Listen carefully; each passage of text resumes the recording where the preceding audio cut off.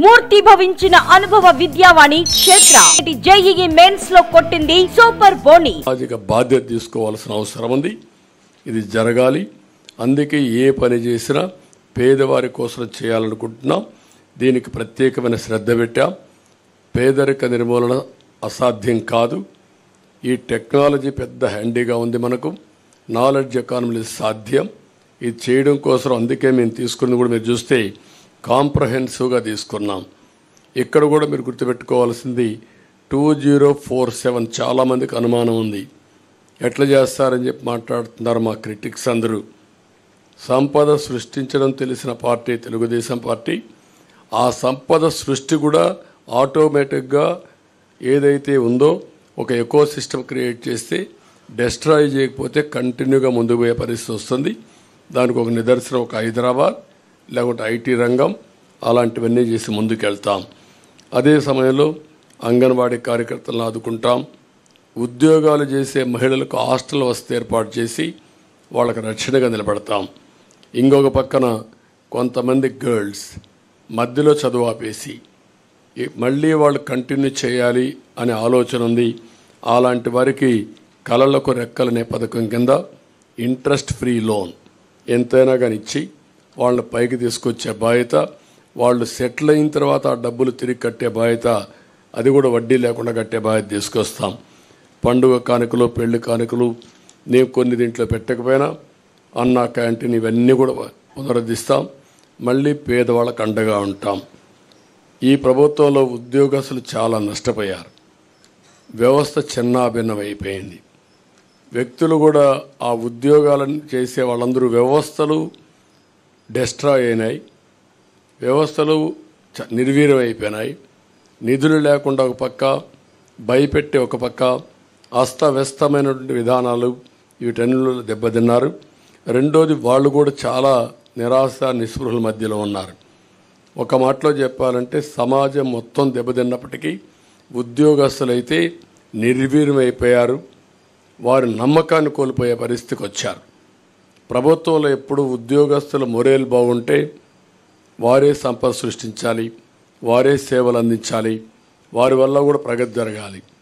మేము పాలిటీషియన్స్ పాలసీలు నిర్ణయిస్తాం, దాన్ని ఎగ్జిక్యూట్ చేసేది సమర్థవంతంగా ఉద్యోగస్తులు చేయాల్సిన అవసరం ఉంది. ఒక్క ఎగ్జాంపుల్ మీరు చూస్తే ఉపాధ్యాయులు ఎంత నిర్వీర్యమైపోయారంటే, ఒకప్పుడు మోస్ట్ రెస్పెక్టెడ్ కమ్యూనిటీ ఉపాధ్యాయుడు, తల్లి తండ్రి తర్వాత గురువు తర్వాత దైవం. అలాంటి ఉపాధ్యాయుడి నిస్సహాయ స్థితి, ఏం చెప్పుకోలేని పరిస్థితి. కడాన మద్యం షాపుల్లో కాపలాకు పెడితే అది కూడా నోరిప్పి చెప్పలేని పరిస్థితి. చెప్పితే కేసులు పెట్టడం. కనీసం వాళ్ళ రైట్స్ కోసం ఎప్పుడు కూడా ప్రజాస్వామ్యంలో ప్రజాస్వామ్య హక్కుల కోసం మాట్లాడే వ్యక్తులు ఇంటలెక్చువల్ కమ్యూనిటీ టీచర్స్. అలాంటి టీచర్స్ నోరిప్పలేని పరిస్థితి తీసుకొచ్చారు. ఇంకొక పక్కన మనం ఒకసారి చూస్తే వీళ్ళందరిలో పిఆర్సీ లేదు, ప్రావిడెంట్ పిఎఫ్ లేదు, సరెండర్ లీవులు లేవు, లేకపోతే టీఏలు లేవు, లేకపోతే ఏది కూడా లేకుండా 20,000 25,000 కోట్ల రూపాయల బకాయిలు పెట్టి అడిగితే వాళ్ళ మీద కేసులు పెట్టడం, వాళ్ళ సంఘ నాయకులను అరెస్టులు చేయడం, కావాలని కేసులు పెట్టి ఏసీబీ కేసులు పెట్టి వేధించడం, ఇది ఒక ఆనవాయితీగా అయిపోయింది. అందుకని మళ్ళా వాళ్ళ యొక్క ఆత్మ విశ్వాసాన్ని పెంచుతాం, ఆత్మ గౌరవాన్ని పెంచుతాం. ఆ విధంగా పిఆర్సీ ఇవ్వడం కానీ, పిఆర్సీ వచ్చే లోపల ఇంటీరియం రిలీఫ్ కూడా ఇస్తాం. ఇంటీరియం రిలీఫ్ ఇచ్చి వాళ్ళకి ఇవ్వాల్సిన డబ్బులు కూడా ఫేజ్డ్గా అవన్నీ కూడా క్లియర్ చేసి ప్రతి నెల జీతాలు వచ్చే పరిస్థితికి మళ్ళీ తీసుకొస్తాం. ఆర్థిక వ్యవస్థని మెరుగుపరుస్తాం. అదే మరిగా ఏదైతే సిపిఎస్ ఉందో ఆ సిపిఎస్ను కూడా సమీక్ష చేసి ఏ విధంగా దీన్ని చేస్తే పరిష్కార మార్గం, సరైన మార్గం చూపించగలుగుతామో దానికి కూడా ఒక సమస్య పరిష్కారం కోసం కృషి చేస్తాం. ఇది కాకుండా తక్కువ జీతాలు ఉంది అవుట్సోర్సింగ్ కానీ, లేకపోతే అంగన్వాడీ కానీ, లేకపోతే మీకు పోలీసు వ్యవస్థల్లో ఉండే వీళ్ళందరికీ కానీ వాళ్ళందరినీ ఏ విధంగా చేయాలి అవన్నీ చేస్తాం. వాలంటీర్స్కి కూడా ఒక 10,000 రూపాయలు వేతనం పెంచుతాం. పాడి పరిశ్రమ స్వయం ఉపాధికి ఉపయోగపడుతుంది. దీన్ని కూడా పెద్ద ఎత్తున అభివృద్ధి చేస్తాం.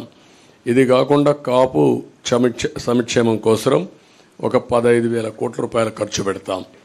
ఇప్పుడు ఫస్ట్లో మీరు చూస్తే ఈబీసీ తీసుకొచ్చాం. ఈబీసీ తీసుకొచ్చినప్పుడు 10% ఈబీసీలకు రిజర్వేషన్ చేసే పరిస్థితి వస్తుంది. 10% అంటే ఉద్యోగాల్లో కాలేజ్ సీట్లలో 10% ఉంటుంది. అందులో కాపులు ఎక్కువ మంది ఓసీస్లో వెనుకబడిన వర్గాలు ఉంటే, ఆర్థికంగా వెనుకబడి ఉంటే వాళ్ళకి ఎక్కువ రిజర్వేషన్లు వస్తాయి. ఆ విధంగా దామాషా ప్రకారం వారి వారి ప్రాధాన్యతను బట్టి దానికి ఇచ్చే పరిస్థితి వస్తుంది. అవసరమైతే 5 ఏళ్లకు ఒకసారి సమీక్ష చేసుకుంటాం, ఎకనామిక్ సర్వే చేపిస్తాం. ఆ సర్వే ప్రకారం ముందుకు పోతాం. ఇక్కడికి వచ్చినప్పుడు కాపు యువతకి, మహిళలకి నైపుణ్యాభివృద్ధి, స్వయం ఉపాధికి ఎక్కువ ప్రాధాన్యత ఇస్తాం. కాపు భవనాలు కూడా కట్టి వారిని ఆదుకుంటాం. అదే సమయంలో ఆర్యవైశ్య సంక్షేమం కోసం ముందుకు పోతాం. క్షత్రియ సంక్షేమం, అగ్రవర్ణాల్లో ఉండే ఇతర పేదలకు కూడా న్యాయం చేయడం, ఇవి చేస్తూనే ఈరోజు ప్రత్యేక కార్పొరేషన్ ఏర్పాటు చేసి ఎక్కడికక్కడ ఇవన్నీ ముందుకు తీసుకుపోతాం. ఇంకొక పక్క పెన్షన్ కూడా మొన్నే అనౌన్స్ చేశాం. 4,000 రూపాయలు పెన్షన్ ఇస్తున్నాం. అది కూడా ఏప్రిల్ నుంచి ఇస్తాం.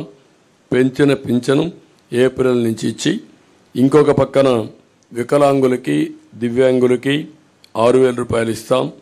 వైకల్పానికి పూర్తిగా అంటే 2 కాళ్ళు చేతులు లేకుండా అవస్థపడే వాళ్ళకి 15,000 రూపాయలు ఇస్తాం. కిడ్నీ, తలసేమియా వంటి దీర్ఘ వ్యాధులు ఉండే వాళ్ళకి 10,000 రూపాయలు పింఛన్ ఇస్తున్నాం. ఇది కాకుండా 2 సెంట్లు ఇంటి జాగా గ్రామీణ పట్టణ ప్రాంతాల్లో, గ్రామాల్లో 3 సెంట్లు ఇస్తాం. ఇవి కాకుండా మీరు ఒకసారి చూస్తే ఇప్పటికే మంజూరైన పట్టాలకు ఇళ్లు కట్టిస్తాం. ఎవ్వరికి ఇంటి జాగాలు క్యాన్సిల్ చేయం. అదే సమయంలో అక్కడే ఇళ్లు కట్టించే పరిస్థితి తీసుకొస్తాం.